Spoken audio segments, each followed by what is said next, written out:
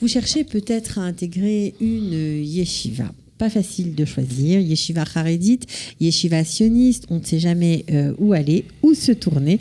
Il y a beaucoup de possibilités d'études en Israël. Nous avons le plaisir de vous présenter la yeshiva du Rav Elbaz à Boucharim, Or HaChaim. Vous n'en avez peut-être pas entendu parler. C'est le moment de rester avec nous. De la générosité, des talents et du cœur. C'est la sauce du jour sur studioqualita.com. Bonjour à tous les deux. Rav Avraham Bismuth, bonjour. Bonjour à vous. Bienvenue. Merci. Voilà. Et Gabriel Usan, bonjour. Bonjour. Alors, vous êtes tous les deux, vous faites partie de la yeshiva de Or HaChaim, yeshiva du Rav Elbaz, vous en tant qu'étudiant et puis vous en tant qu'enseignant. Voilà, exactement. Voilà. Alors, votre présence ici coïncide avec en fait le lancement d'une section francophone au sein de la yeshiva Or HaChaim. Depuis quand vous êtes-vous lancé dans l'enseignement auprès de jeunes francophones ? Alors moi, personnellement, ça fait donc un peu plus d'1 an que la section française a été ouverte. Plutôt réouverte, qui existait il y a plus de 20 ans de ça. Oui. Et après, elle s'est séparée en plusieurs yeshivot qui sont connus, comme le Rav Ranchaya, le Rav Ina Yosef du Rav Ben Chamou. Et donc depuis plus d'1 an et demi, le Rav Zerbib, frère Zerbib, qui a, avec le Rav Elbaz, rouvert. Ils ont rouvert cette section. Voilà. Et donc, le Rav Zerbib m'a demandé et m'a donné le mérite, Baruch Hashem, de faire partie de cette belle aventure, d'enseigner donc, auprès dans la yeshiva. C'est un enseignement en français, hein, que vous donnez. Un enseignement en français. Moi, je suis le soir. Le matin, il y a 3 rabbanim qui donnent cours de différents niveaux de Gemara. Et le soir, bon, plutôt Moussa, pensée juive. Aussi questions-réponses. Les élèves peuvent me poser n'importe quelle question sur la vie, sur la religion, sur comment vivre, comment faire. Donc on est très ouvert, très à l'écoute. Et donc Baruch Hashem, ça fait donc comme je dis, 1 an, moi, ça va faire 1 an que je suis là-bas. Et on espère que cette aventure va continuer. Alors, elle est ouverte pour des jeunes après le bac, mais pas que, pour des jeunes adultes aussi, on va dire en recherche, qui ont envie de consacrer un temps de leur vie, quelques mois, 1 an, plus même à l'étude. 2 jours. Même 2 jours, voilà. On peut venir, c'est ça qui est quand même génial, parce que c'est à la carte, on peut venir étudier chez vous un peu ce que l'on veut. Alors, je me tourne vers toi, Gabriel. Pourquoi tu as choisi cette yeshiva ? Parce que tu terminais l'armée, donc il y avait beaucoup d'autres choix qui s'offraient à toi. Pourquoi tu t'es arrêté sur cette yeshiva ? Alors en fait, c'est que j'ai été beaucoup tiraillé justement entre plusieurs tendances, C'est difficile de choisir. Toutes les tendances, c'est très difficile. Je savais pas du tout vers quoi me tourner, et donc j'ai été visiter plusieurs yeshivot, et je suis allé visiter entre autres celle-là. On comprend pas très bien ça quand on est de France, parce que on a l'impression que aller à la yeshiva, ben ok, c'est pour tout le monde c'est la même chose. Mais en fait, pas du tout. Voilà, c'est ça. Et moi, je m'y attendais pas, quoi. Et c'est vrai qu'à l'armée, j'étais beaucoup avec des gens qui étaient d'Ati Leumi. Et avant ça, j'avais été dans la yeshiva du Rav Ranchaya où là c'était Haredi. Donc j'étais un peu entre deux, un peu tiraillé. Je savais pas exactement vers où aller, vers quoi me tourner. Donc voilà, c'est vrai qu'en arrivant sur place, là, j'ai ressenti quelque chose d'assez fort, quoi. Vous avez été visité pour te rendre compte, en fait. Tu as été visité comme ça, pour savoir. Exactement. Et c'est vrai que les gens sur place, ils étaient gentils, ils avaient un sourire sur leur visage, je les connaissais même pas, je connaissais pas du tout ces personnes, et c'était chaleureux. Alors ça t'a donné une bonne impression. Alors, est-ce que tu t'es assis avec eux pour étudier, pour voir comment on étudiait sur place, avant de te décider ? Ouais, j'ai étudié avec un bachour, quoi, et j'ai beaucoup parlé avec lui, il m'a expliqué un peu comment ça marchait à la yeshiva, comment on pouvait s'arranger. Et aussi, un des bons points de cette yeshiva, c'est que justement, c'était israélien, et que je pouvais quand même avoir un peu de français. Donc j'ai vu qu'il y avait des Français sur place, j'ai vu qu'il y avait des Israéliens avec qui je pouvais étudier, donc ça m'a tout de suite parlé. Ça t'ouvrait les deux mondes, ça ne te fermait pas l'un des deux. Tu gardais ta spécificité, tu pouvais étudier en hébreu, en français, en fonction de tes besoins, et ça t'a aussi séduit. Exactement. Alors, Rav Bismuth, est-ce que les étudiants sont logés sur place ? Est-ce qu'ils sont nourris sur place ? Comment ça s'organise ? Alors la yeshiva, oui. Ils sont logés. Ils ont, à la différence, il faut savoir que les Français, on aime bien le luxe. Mm-hmm. On aime bien être un peu... avoir de bonnes conditions de vie. Avoir des bonnes conditions de vie. Et il faut savoir juste, entre parenthèses, que le Rav Elbaz aime beaucoup les Français. Mm-hmm. Il est très proche d'eux, plus que les Israéliens. Des fois, il y a des Bachorim qui veulent lui poser des questions ou demander des choses.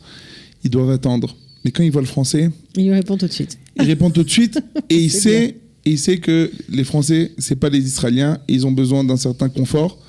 Donc, ils ont un appartement que pour eux, Mhm. avec une cuisine, une machine à eau, Donc ils sont nourris, logés. la clim, Ouais. et pas et pas un ventilateur comme chez les Ok. Israéliens. Donc, on est très bien logés. Là, bon, il y a les 3 repas du Au matin. sein de la yeshiva. Au sein de la yeshiva. D'accord. On mange avec plus de 300 bachorim. Ouais, c'est une grande Ok, yeshiva. et voilà. On n'est pas nombreux les Français, mais c'est ça aussi qui est bien. C'est que on vit avec le monde israélien, comme il a dit Gabriel, Mhm. et aussi on vit avec tous les juifs. Vous m'avez demandé, je suis parti un peu loin, mais on vit avec tous les juifs. Et en fait, quand vous l'avez demandé, il y a beaucoup de sortes de yeshivot. Et en fait, la yeshiva, elle se dit du monde charedi, mais en fait, c'est la yeshiva de tous les juifs. C'est une yeshiva qui reçoit tout le monde. On peut être Sans habillé. distinction. Il n'y a pas de distinction. On étudie ce qu'on veut. On peut être à yeshiva et étudier les livres de nos rabbanim qu'on connaissait en France ou Ok. où on a fait avant. Donc, on est très. Donc la yeshiva est vraiment très ouverte et elle donne tout ce qu'un un bachour il a besoin, surtout un bachour français qui ne peut pas rentrer comme les Israéliens une fois par semaine ouais. à la maison ou de temps en temps. Il doit rentrer que pour les fêtes ou même des fois, on ne peut pas. La yeshiva est ouverte 24 heures sur 24, 7 jours sur 7. Ça veut dire qu'on peut passer les fins de semaine, les Shabbatot au sein de la yeshiva, les Shabbatot, fêtes, les si on n'a fêtes. pas de famille. Les fêtes, il n'y a pas de famille. Même pour le soir du Seder, C'est il y avait possible. organisé pour les Bachorim ou dans la yeshiva où ils étaient répartis chez des familles Bon, on s'occupe dans d'eux. le quartier. On s'occupe d'eux à chaque instant, On les laisse tout pas le temps. tomber. Et même quand ils ont un petit creux au milieu de la journée, il y a toujours des gâteaux et toujours des boissons. Ok. Alors, on fait aussi, bien sûr, des tioulim dans votre programme. Et vous avez aussi beaucoup de soirées, débats où vous parlez avec les jeunes. En tout cas, vous les encadrez au maximum. Voilà. Pour essayer de remplir ce côté qui leur manque avec la famille, de faire des sorties et tout ça, qui n'est pas très possible Quand on est seul ici, c'est quand pas on toujours est seul. Donc la yeshiva vient, que ce soit pour surtout Rosh Chodesh. Rosh Chodesh Adar, il y a eu un grand barbecue pour tous les Bachorim. Il y a pas très longtemps aussi en l'honneur de Shavuot, une grande soirée avec le Rav et tout ça. Et des tioulim, 3 tioulim à peu près dans l'année. dans l'année. Et là, le grand tioul là, de 2 jours qui doit se faire la semaine prochaine. Mhm. Mais donc la yeshiva s'occupe des Bachorim. D'accord. Alors, juste, je me tourne vers toi, Gabriel. Qu'est-ce que tu as aimé, puisque ça fait un petit moment que tu y es, ça fait à peu près 7 mois. Tu es tous les jours là-bas. Ouais. Voilà, parce que le Rav a dit qu'on pouvait choisir son CDR d'études. On pouvait venir une journée, 2 journées. Donc, toi, c'est tous les jours. Ouais. Qu'est-ce que tu aimes Ce que j'aime particulièrement, c'est de me dire que ça me permet de me connecter vraiment avec mon héritage, avec cette Torah que ça fait plus de 3000 ans qui existe. Et qu'on est toujours là, qu'on ne l'a pas abandonné, qu'on est toujours là en train d'étudier les mêmes feuilles de Gemara qu'on étudiait il y a 2000 ans, vraiment. Et c'est vrai que c'est un sentiment incroyable, quoi. Et il n'y a pas longtemps, je suis allé en France et je suis tombé sur des vieilles Gemarotes de mon arrière-grand-père en Tunisie. Alors ça m'a fait tout un choc de me dire que je peux étudier ces Gemarotes-là, c'est ce que j'apprends à la yeshiva, et c'est ce que j'ai devant moi, c'est ce que mon arrière-grand-père étudiait, Ouais, peut-être son c'est père avant émouvant. lui. C'était vraiment très très fort, quoi, très émouvant. Et c'est vrai que c'est magnifique, la yeshiva, de voir tous ces jeunes qui sont là, qui se battent vraiment sur leur feuille de Gemara, comme si c'était... C'est vraiment... Ils sont impressionnants à voir. Et c'est vraiment magnifique, quoi. Alors, comment appréhendent les jeunes Français qui débarquent peut-être après le bac? Vous avez aussi des jeunes adultes qui ont envie de changer de voie, qui ont envie de se ressourcer peut-être. Comment ils appréhendent ce monde de l'étude? Est-ce que c'est compliqué pour eux? Est-ce que c'est génial pour eux? Est-ce que c'est les deux? Comme dit nos stages, tous les débuts sont difficiles. Ok. Ça, c'est pas chouette. Surtout quand on n'a jamais ouvert une Gemara. Quand c'est très difficile. Même nous, jusqu'à maintenant, des fois, on peine. Mais il faut dire que, comme dans chaque endroit, on se sent à l'aise par rapport à la vira, à l'ambiance qu'il y a. Et donc c'est vrai qu'au début, avant de rentrer, ils ont un peu peur. Ils se disent où je vais atterrir. Avec des fois aussi, quand on dit yeshiva, c'est tout de suite chapeau, barbe, et que des jeunes qui sont dans leur Gemara et qui ne vont pas leur parler. Mais quand on arrive à la yeshiva, à peu près toutes les yeshivot comme ça, hein. Mais chez nous, surtout, on voit qu'il n'y a pas de... tout le monde est... Pas tout le monde est habillé pareil. Il n'y a pas de règles Tout le monde n'est pas en vestimentaires. noir et blanc. Non, c'est pas le but. Le but d'une yeshiva, c'est pas de rendre les gens noirs et blancs à l'extérieur, mais c'est de les rendre blancs à l'intérieur. Ok. C'est de leur donner une vision de vivre comme la Torah, comme l'ont fait nos ancêtres, et de continuer ça. Et on peut rester avec notre jeans, notre t-shirt, tout ce qu'on veut, mais avoir une tête qui est pas du tout dans ce monde, qui est... Même après plusieurs mois réfléchit. d'études, Oui. il n'y a pas de problème. Non, il n'y a pas de problème, même après plusieurs années, je voudrais dire Plusieurs même. années, ok. C'est... Comme on dit, l'habit ne fait pas le moine. Ça, c'est clair. Ça, c'est clair. Et la Torah nous demande... Elle nous demande, c'est sûr que toujours, ça fait quelque chose dans l'habit, mais le plus important, d'abord, c'est l'intérieur. C'est de se construire, comme on sait que notre père Jacob, eh bien, avant d'aller voir son futur beau-père Lavan, il est parti dans une yeshiva de Shem vers 14 ans. Et on demande pourquoi il est parti. Il a étudié toute sa vie avec son père. On dit que là-bas, il a étudié comment vivre, affronter le monde de dehors, le monde de Lavan qui était un grand rusé, un grand... Et donc, c'est ça que Yaakov, il a appris. La yeshiva Torah Chaim essaie de continuer dans le chemin de notre père Yaakov en donnant cette étude. C'est-à-dire que reste comme tu es, mais apprends à vivre, comment être honnête. Tu vas demain aller travailler. On ne demande pas à un bachor de rester à la yeshiva. S'il veut rester étudier toute sa vie, alors Matov, s'il se sent comme ça bien dans sa vie, alors il n'y a aucun problème. Mais s'il a envie de sortir, que ce soit au travail, que ce soit à l'armée, il y a des lois, comment être honnête, comment ne pas s'énerver avec les gens, etc. C'est une façon d'apprendre. On apprend. Voilà, comment... les lois dans le monde dans lequel on a envie d'évoluer. Voilà, exactement. D'accord. Ok. Alors, si on a envie de s'inscrire, de participer à ce programme, j'imagine qu'on ne toque pas à la porte de la yeshiva, on arrive, on dit non, bonjour, alors il y a c'est des moi. numéros. J'imagine qu'il y a des numéros de téléphone. Il y a des numéros de téléphone Vous en pouvez les France, donner. en Israël. Ouais, On allez-y. est même moderne, on a un WhatsApp. Vous avez un WhatsApp, ok. Voilà. Alors, on fait comment pour s'inscrire? En France, le 01 83 80 17 36. Ok. En Israël, c'est le 052 76 29 33 5.